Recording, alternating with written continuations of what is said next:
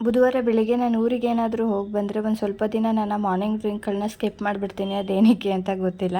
So ನೆನ್ನೆ ಬಂದಾಗಿಂದನೂ ಕುಡ್ದೇ ಇರಲಿಲ್ಲ. ಇವತ್ತಿಂದ ಕಂಟಿನ್ಯೂ ಮಾಡ್ಕೊಂಡು ಹೋಗೋಣ ಅಂತ ಹೇಳಿ ಒಂದು ಗ್ಲಾಸ್ನ ಬಿಸಿ ನೀರನ್ನ ಇಟ್ಕೊಂಡು ಕುಡಿದ್ಬಿಟ್ಟು ದೋಸೆಗೆ ಅಂತ ನೆನೆಸಿ ರುಬ್ಬಿಟ್ಟಿದ್ದೆ. ಅದು ತುಂಬಾ ಚೆನ್ನಾಗಿ ಉಬ್ಬಿ ಬಂದಿತ್ತು.